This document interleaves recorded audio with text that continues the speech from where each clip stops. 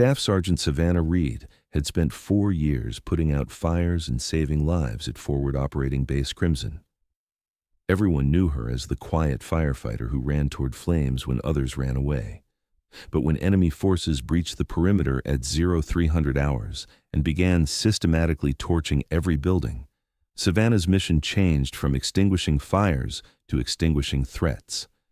The M416 assault rifle she grabbed from a fallen guard was about to prove that sometimes the best way to stop destruction is to become more destructive than your enemies. Forward Operating Base Crimson occupied a strategic position in the disputed Korath Valley, controlling access routes through mountainous terrain that had been contested for 3 years. The base housed 800 American personnel across multiple operational units: infantry, logistics, intelligence, medical, and the specialized fire and rescue team that kept everyone alive when combat operations went wrong. Staff Sergeant Savannah Reed, 26, served as the senior firefighter and rescue specialist for the base's emergency response team. Her unit operated from a purpose-built firehouse containing specialized equipment for combat zone emergencies: armored fire trucks, advanced medical gear, extraction tools, and breathing apparatus designed for chemical and explosive environments. Savannah had earned legendary status among base personnel through 4 years of fearless service.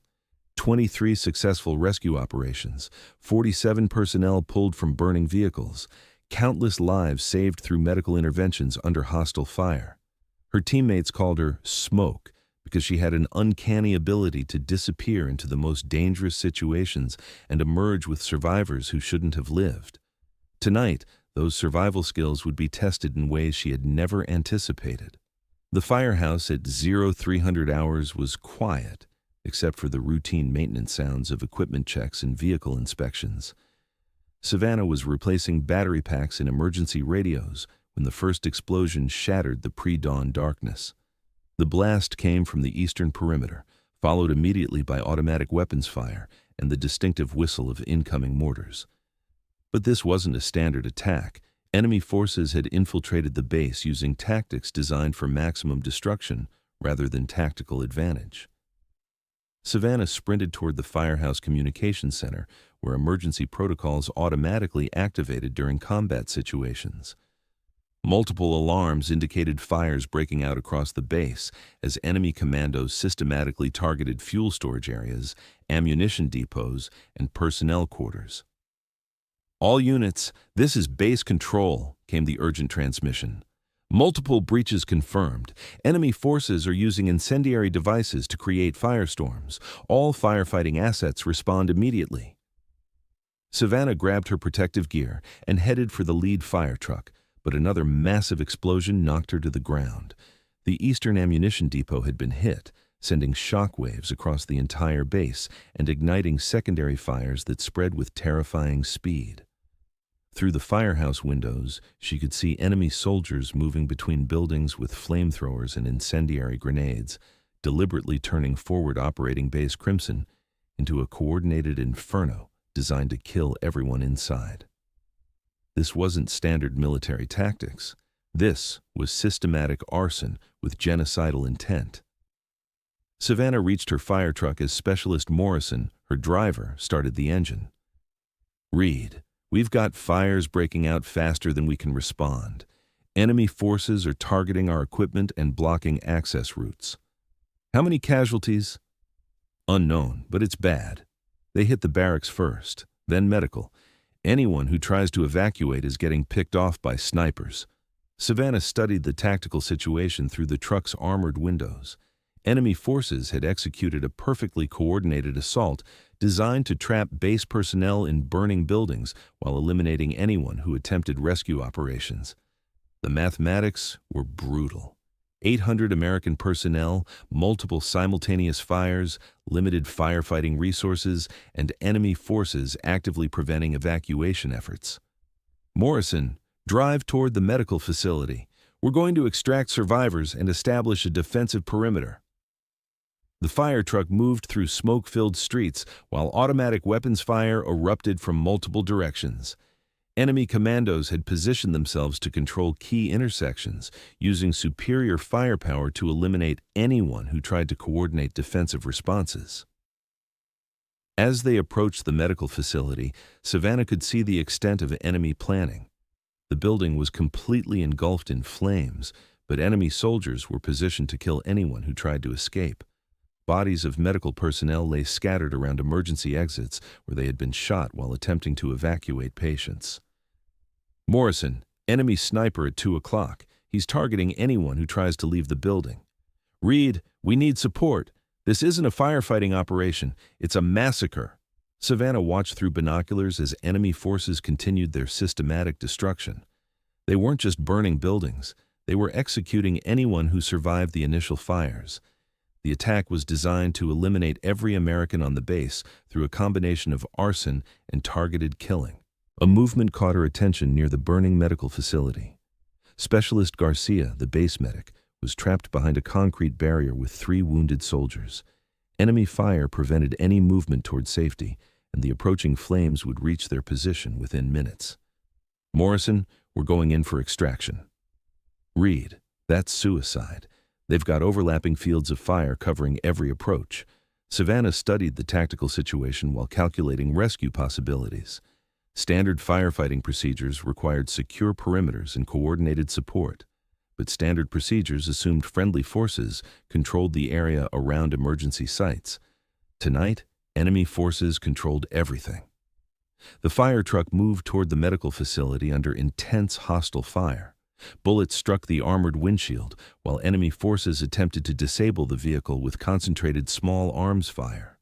Savannah operated the truck's water cannon to suppress enemy positions, while Morrison maneuvered through debris-filled streets. They reached Garcia's position as flames began consuming the concrete barrier that provided his only protection.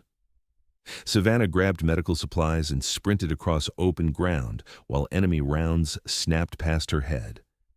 Garcia, how many wounded? 3 critical, 2 ambulatory. Reed, they're not just burning the base, they're executing anyone who tries to help. This is systematic extermination. Savannah helped load wounded soldiers into the fire truck while enemy fire intensified. The rescue operation required multiple exposed runs across terrain that enemy snipers controlled completely. On her final run back to Garcia's position, she found Specialist Rodriguez dying next to his rifle. He had been providing covering fire for the evacuation when enemy rounds found their mark. "Reed," Rodriguez whispered, pressing his M416 assault rifle into her hands. "They're killing everyone. Don't let them win." Rodriguez died as enemy forces closed on their position, his blood marking the transition point where Savannah's mission changed from rescue to revenge. She had spent 4 years saving lives by fighting fires. Tonight, she would save lives by creating them. The M416 felt natural in her hands, heavier than the tools she normally carried but balanced and purposeful. The rifle had a full magazine plus spare ammunition that Rodriguez had been carrying for a defensive action he would never complete. "Garcia, get the wounded back to the truck. I'm going to clear the sniper positions." "Reed, you're a firefighter, not infantry." "Tonight I'm whatever these people need me to be." Savannah moved through smoke and flames with the same fearless determination she applied to rescue operations. But instead of searching for survivors to save, she was hunting enemies to eliminate. The first enemy sniper had positioned himself in a second-floor window of the burning communications building. He was targeting anyone who tried to coordinate defensive responses, picking off American personnel with methodical precision. Savannah approached the building using techniques she had learned for navigating dangerous structures during fire operations. Smoke provided concealment, while her knowledge of building layouts allowed movement through areas that enemy forces hadn't anticipated. She found the sniper focused on targets outside the building, completely unaware of the threat approaching from inside. The M416 fired once, eliminating the enemy soldier before he could react. 1 down, unknown number remaining. Moving to the window, Savannah could observe enemy positions throughout the base. At least 20 commandos were systematically burning buildings while executing anyone who tried to organize resistance. Their tactics were professional and coordinated, suggesting extensive planning and rehearsal. But they had made one critical miscalculation. They had underestimated the base firefighter who knew every building, every entrance, every tactical advantage that fire and smoke could provide. The second enemy position was a machine gun nest covering the main evacuation route. 2 commandos were preventing wounded personnel from reaching the medical staging area, effectively trapping injured Americans in burning buildings. Savannah used maintenance tunnels to approach the position from below, emerging behind the enemy soldiers as they concentrated fire on potential targets. The M416 eliminated both enemies before they realized their position had been compromised. 3 down. Many more to find. The systematic elimination continued as Savannah moved through her burning base like a vengeful spirit. Her intimate knowledge of the facility provided tactical advantages that enemy forces couldn't counter. She knew which buildings had basement access, which rooftops offered concealment, which smoke-filled corridors led to optimal firing positions. More importantly, she understood how fire behaved in different structures, allowing her to use flames as both concealment and tactical weapons. While enemy forces struggled with smoke and heat, Savannah operated with the confidence of someone who had spent years working in identical conditions. The fourth enemy position was an observation post directing fire against American defensive efforts. The enemy spotter was calling in targets for mortar crews positioned outside the base perimeter.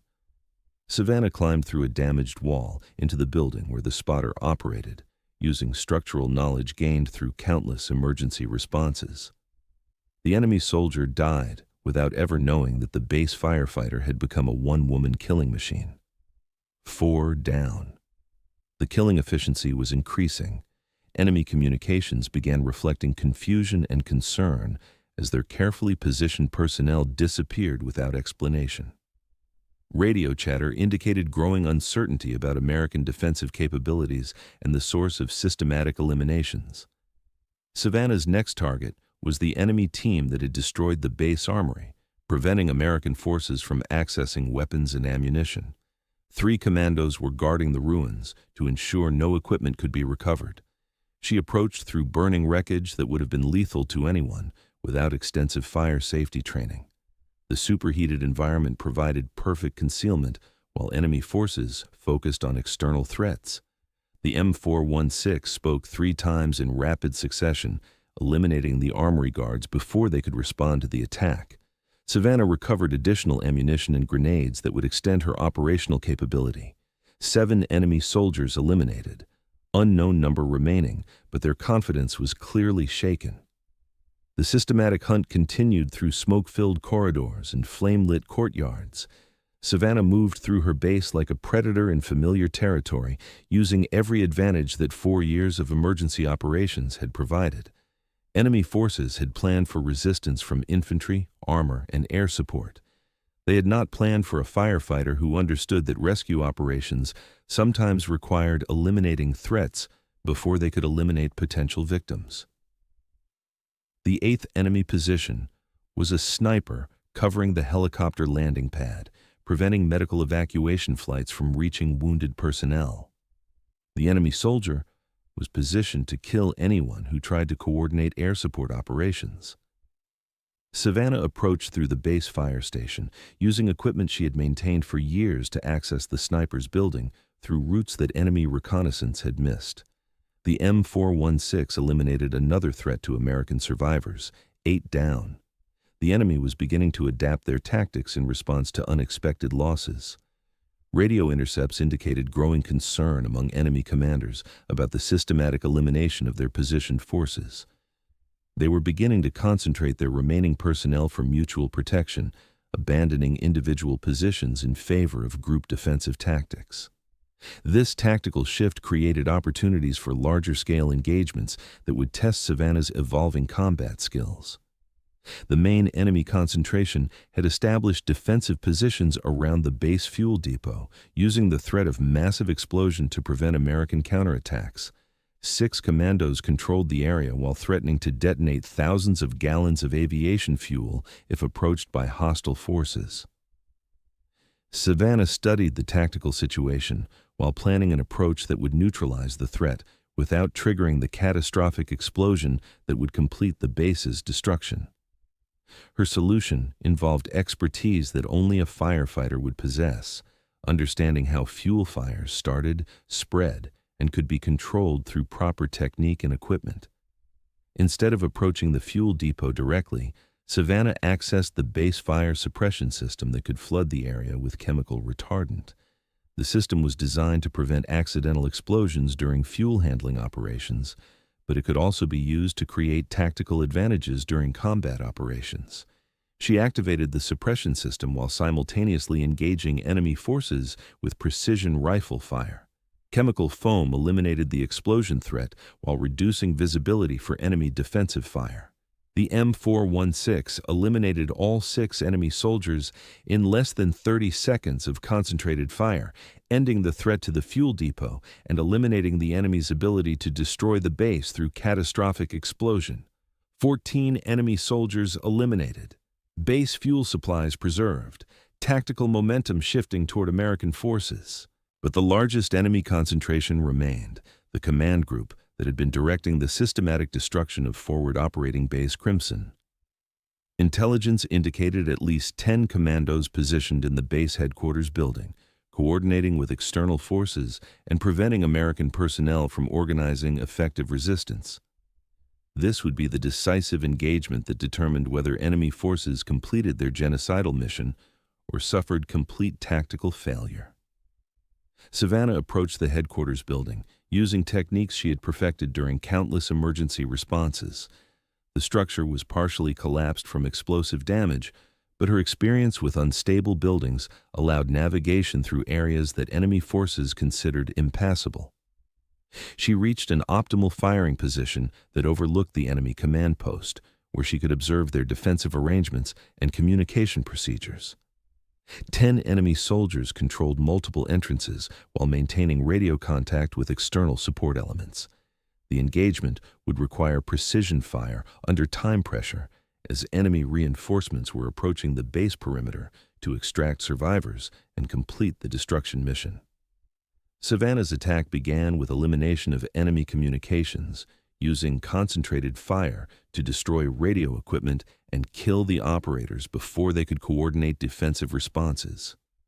The M416 eliminated 3 enemy soldiers before the remaining forces could identify the source of hostile fire. The engagement intensified as enemy commandos attempted to locate and eliminate the threat that had systematically destroyed their operational plan. They moved through the headquarters building with professional efficiency, using coordinated search techniques to identify firing positions. But Savannah possessed advantages that enemy forces couldn't overcome: intimate knowledge of the building layout, experience operating in smoke-filled and damaged structures, and psychological determination fueled by watching her teammates die in systematically set fires. The M416 continued its deadly work as Savannah moved through the building like a mechanical force of destruction. Enemy soldiers died in corridors they thought they controlled, eliminated by a firefighter who understood that some fires could only be stopped by removing their source. The final enemy soldier died as external reinforcements reached the base perimeter, finding their infiltration team completely eliminated and their mission objectives completely failed. 24 enemy commandos had entered forward operating base Crimson with orders to kill everyone through systematic arson and targeted execution. 24 enemy soldiers lay dead throughout the base, eliminated by a single firefighter who had decided that protecting lives sometimes required taking them. Savannah emerged from the headquarters building as American reinforcements arrived to secure the base and treat wounded personnel. The fires were under control, enemy forces had been eliminated, and hundreds of American lives had been saved through actions that weren't covered in any firefighting manual. Major Davidson, the base commander, approached as she secured the M416 and prepared to return to firefighting duties. "Reed, I need to understand what happened here tonight." "Sir, enemy forces were systematically murdering American personnel using incendiary devices and targeted execution." I eliminated the threats using available resources. Sergeant, you single-handedly eliminated an entire enemy infiltration team while saving hundreds of lives. That's not standard firefighting procedure. Sir, firefighters adapt their methods to whatever threats they encounter. Tonight, the threat was enemy soldiers, so I extinguished them. Davidson looked across the base where Savannah's actions had prevented the complete destruction that enemy forces had planned. Buildings were damaged but standing, personnel were wounded but alive, and operational capability was preserved rather than eliminated. Reed, you just demonstrated combat effectiveness that most infantry soldiers never achieve. How did you develop those tactical skills? Sir, firefighting operations require rapid decision-making, movement through dangerous environments, and protection of personnel who can't protect themselves. The principles are similar regardless of whether the threat is fire or enemy forces. The after-action analysis revealed the scope of what Savannah had accomplished during 6 hours of sustained combat. 24 confirmed kills against professional enemy commandos, 0 friendly casualties during her operations, base functionality preserved despite coordinated destruction attempts. But the most significant achievement was cultural rather than tactical. Savannah had proven that exceptional performance could emerge from unexpected sources when circumstances demanded innovation and courage beyond standard operational procedures. Sergeant Reed, Colonel Hayes, the regional commander, addressed her during the formal debriefing. Your actions represent one of the most effective individual combat performances in recent military history. You prevented what intelligence analysis indicates would have been complete base destruction and the loss of 800 American lives. Thank you, sir. I was protecting my teammates using the most effective methods available. Your effectiveness exceeded that of most elite infantry units. The enemy infiltration team was composed of special operations personnel with extensive combat experience. You eliminated them using improvised tactics and superior knowledge of local terrain. Hayes displayed tactical analysis showing enemy positions, movement patterns, and elimination sequences that demonstrated systematic hunting skills. Your operations showed tactical thinking that would be exceptional for experienced infantry soldiers. How did you develop these capabilities? Sir, firefighting operations teach you to move through dangerous environments, assess threats rapidly, and take decisive action to protect people who can't protect themselves. The specific nature of the threat doesn't change the fundamental mission. 3 months later, Staff Sergeant Savannah Reed received the Silver Star for her actions at Forward Operating Base Crimson. The citation read, "For exceptional courage and tactical excellence resulting in the elimination of enemy forces and the preservation of American lives under extreme combat conditions." But she also received something more valuable: assignment as the first instructor in a new program designed to train firefighting personnel in combat operations for situations where traditional distinctions between rescue and combat became meaningless. The Reed Protocol, as it became known throughout military emergency services, emphasized cross-training between firefighting and combat operations, recognizing that modern warfare sometimes required emergency personnel to become combat personnel without advance notice. Her training program attracted international attention from military forces seeking to understand how support personnel could be transformed into effective combat operators when circumstances demanded exceptional performance. Excellence doesn't recognize job descriptions, she told each new class of students. When people are dying and standard procedures aren't sufficient, exceptional people do whatever is necessary to save lives. Sometimes that means fighting fires. Sometimes that means fighting enemies. The mission remains the same: protect those who can't protect themselves. 2 years after her legendary night of combat, Major Savannah Reed was promoted and assigned as Director of Emergency Combat Operations, a position created to leverage her expertise in developing tactics that bridge the gap between support roles and combat effectiveness. Her firehouse at Forward Operating Base Crimson was converted into a training facility where firefighters, medics, and other support personnel learned combat skills that might save lives when traditional military protection failed. The facility's motto, inscribed above the main entrance, reflected the lesson that Savannah had taught through her actions. Some fires can only be extinguished by removing their source, but the real legacy wasn't tactical or institutional. It was personal. Hundreds of American soldiers were alive because one firefighter had decided that protecting lives was more important than job descriptions, more important than standard procedures, and more important than the distinction between rescue operations and combat operations. Major Savannah Reed had proven that when everything depends on one person's willingness to exceed their defined role, heroes emerge from unexpected places to accomplish impossible missions. 24 enemy soldiers had learned this lesson permanently. They hadn't survived to share their newfound knowledge with others. The firefighter who became a warrior had taught them that some flames burn too hot to be controlled. They can only be eliminated. The aftermath of Savannah's legendary night created ripple effects throughout military emergency services worldwide. Intelligence agencies analyzed the tactical innovations she had employed, studying how support personnel could be transformed into effective combat operators when conventional security measures failed. Within weeks of the engagement, military commands across multiple theaters began implementing cross-training programs based on the Reed Protocol. The concept was revolutionary. Emergency response personnel who possessed intimate knowledge of base layouts, building structures, and life safety systems could serve as last resort defenders when traditional security forces were overwhelmed. Major Reed, General Patricia Hayes, commander of military emergency services, addressed her during a classified briefing at the Pentagon. "Your actions at Forward Operating Base Crimson have generated significant interest in developing hybrid support combat roles. We need to understand how to systematically replicate your tactical success." Savannah stood at attention before the assembled general officers, still adjusting to the transformation from base firefighter to tactical innovator, whose methods were being studied at the highest levels of military command. "Ma'am, the key factors were intimate facility knowledge, rapid threat assessment capabilities, and willingness to adapt emergency response techniques for combat applications." Elaborate on the facility knowledge component.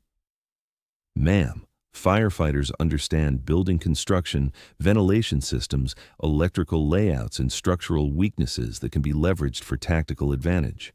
We know which walls can be breached, which routes provide concealment, which areas become death traps during emergencies." General Hayes activated a wall display showing architectural analysis of Forward Operating Base Crimson, with overlays indicating enemy positions and Savannah's movement patterns during the engagement. "Your route selection and positioning choices demonstrate knowledge that traditional infantry training doesn't provide. You used maintenance tunnels, utility corridors, and damaged structures as tactical advantages." "Yes, ma'am. Emergency response personnel develop spatial awareness and environmental knowledge that can be extremely valuable during defensive operations." The briefing continued for 3 hours, covering technical details, training implications, and strategic applications for military installations worldwide. Savannah's improvised tactics were being analyzed by tactical experts who recognized fundamental innovations in facility defense methodology. 6 months after the engagement, Savannah received orders to establish the Military Emergency Combat Training Center at Fort Braxton, a facility dedicated to developing combat capabilities among support personnel who might face similar situations.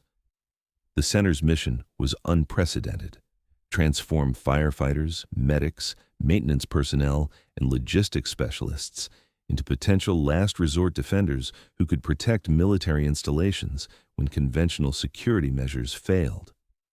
Major Reed, Brigadier General Martinez, commander of Special Training Operations, addressed her during the center's activation ceremony. "You're pioneering a completely new approach to base defense that recognizes the tactical potential of support personnel."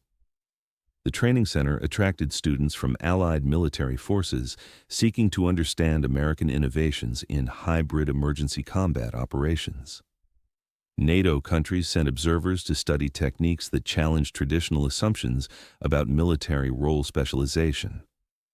Savannah's curriculum emphasized three core principles that became known throughout military communities as Reed's Rules. Environmental knowledge overcomes tactical disadvantage, adaptive thinking overcomes conventional limitations, and protective instincts overcome personal safety concerns when lives are at stake. The program's first graduates were deployed to forward operating bases where they served dual roles: standard emergency response duties during routine operations, enhanced defensive capabilities during combat situations. Results exceeded all expectations. Bases with Reed Protocol-trained personnel showed significantly improved survival rates during enemy attacks, as support staff who understood facility layouts and life safety systems could guide defensive operations with unprecedented effectiveness. "The transformation is remarkable," reported Colonel Davis, commander of Forward Operating Base Phoenix, after his Reed Protocol-trained firefighters successfully repelled a complex enemy infiltration attempt. Emergency personnel who previously evacuated during attacks now serve as force multipliers who enhance defensive capabilities. But the program's most significant impact was cultural rather than tactical. Savannah's achievement had challenged fundamental assumptions about military role segregation, proving that exceptional circumstances could transform support personnel into combat-effective operators without compromising their primary emergency response capabilities. "Excellence transcends job descriptions," she told a joint session of military emergency services commanders. "When lives are at stake, exceptional people adapt their capabilities to meet mission requirements. The artificial distinction between combat and support roles becomes meaningless when survival depends on everyone contributing to defensive success."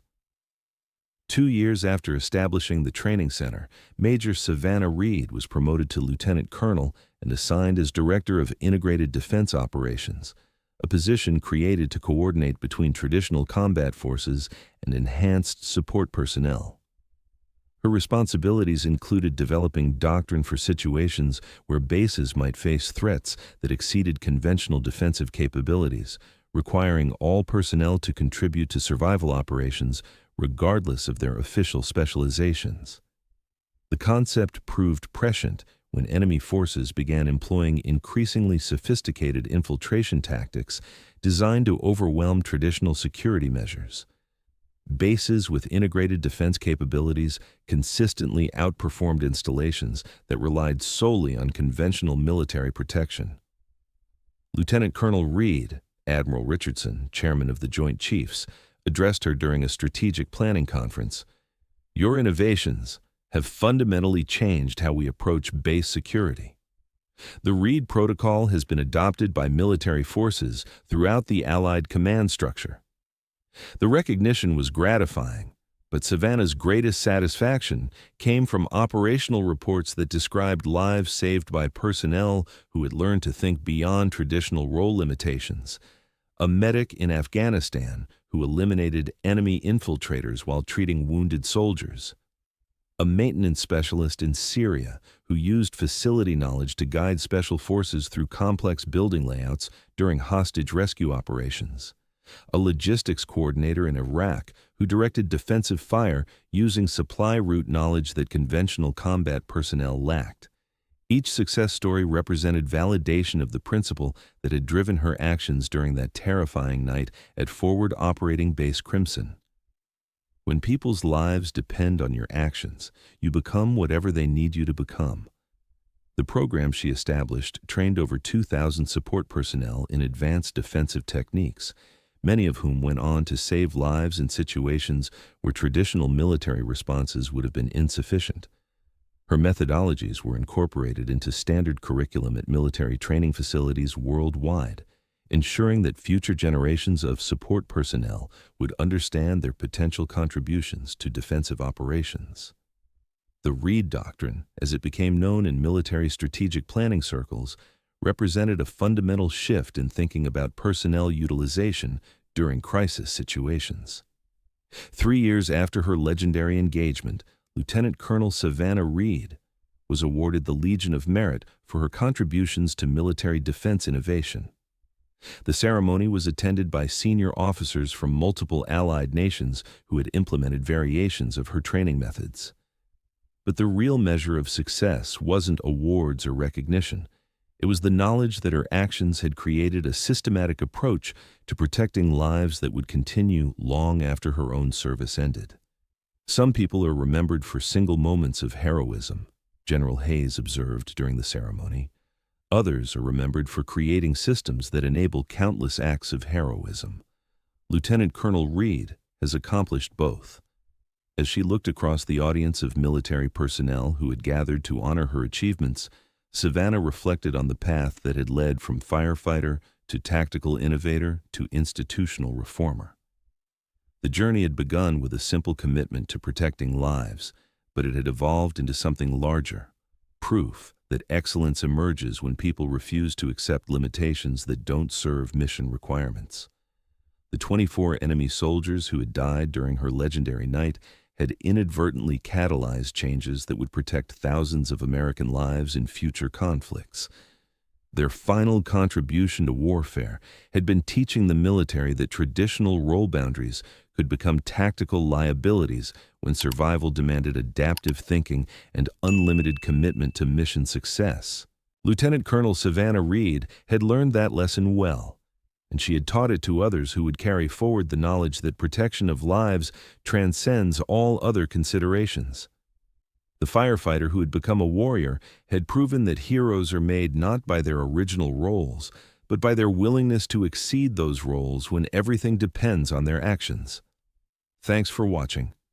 If you liked this video, you can subscribe to see more incredible stories like this one.